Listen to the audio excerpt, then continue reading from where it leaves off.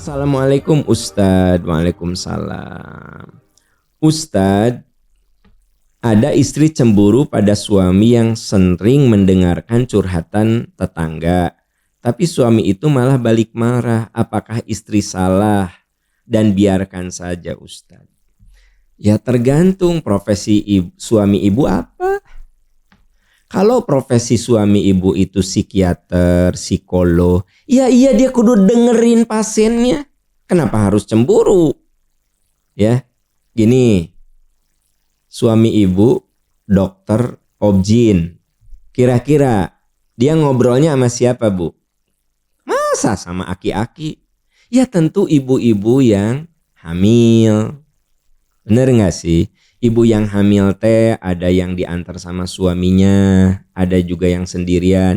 Jadi kita lihat dulu profesi suami kita. Kalau suami ibu itu misalnya seorang dosen, ada saat bimbingan dengan mahasiswi, kenapa harus cemburu? Wong itu adalah profesinya, dia harus memberikan arahan, tesis, skripsi kepada mahasiswinya gitu ya. Jadi kita ini kudu mampu melihat satu persoalan. Melihat persoalan. Ada istri yang tertekan. Suami saya teh kerjaannya teh dengerin aja perempuan. Ya iyalah wong dia dokter objin, gimana sih? Pasti yang didengerin adalah curhatan perempuan. Gitu. Itu suami saya kalau udah ngobrol sama pasiennya bisa sejam lebih 2 jam. Ya iya wong di psikiater atau kan kudu menggali si dokter teh. Wong suaminya psikolog yang kadang-kadang cuma denger curhatan orang gitu kan. Gimana itu? Jadi teman-teman ya, cobalah saya tempatkan dulu di situ. Ustadz, suami saya mah ada bukan psikolog, bukan siapa. Ya, berarti ibu bisa melihat kalau itu sudah berlebihan. Sering duduk berdua dengan tetangga Anda, ya. Padahal tetangga Anda tuh seorang istri yang tentu saja punya suami. Ya iyalah, suamimu tuh salah gitu. Jangan dibiarkan, ingatkan gitu. Man ra'a minkum munkaron falyughayyir biyadihi. Siapa yang lihat kemunkaran, ubah dengan kuasa. Kalau tidak dengan kuasa, ubah dengan lisan.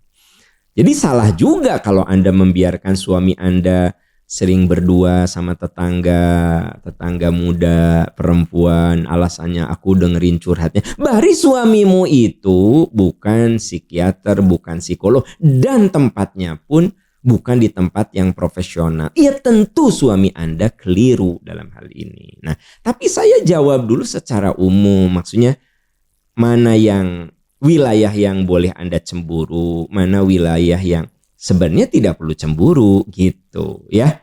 Nah, terus sebenarnya kalau suami Anda itu benar, harusnya dia tidak marah. Harusnya tidak marah kalau suami Anda benar gitu. Ciri bahwa suami Anda ini keliru, dia marah-marah. Ya, gitu.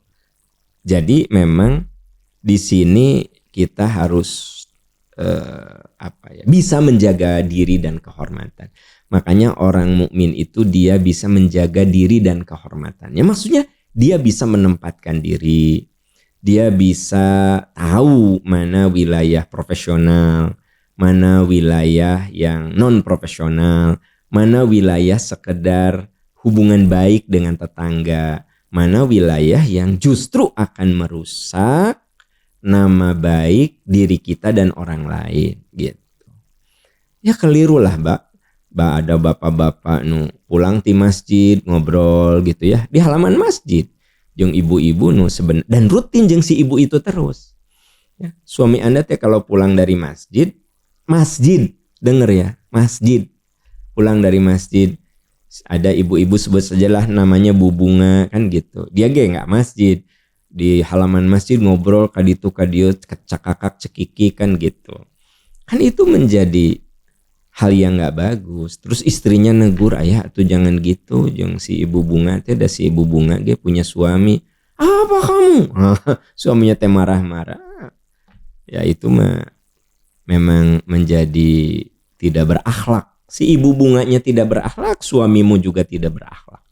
Ya, karena ya harusnya tahu diri gitu, mana wilayahnya gitu ya. Wallahu a'lam bissawab.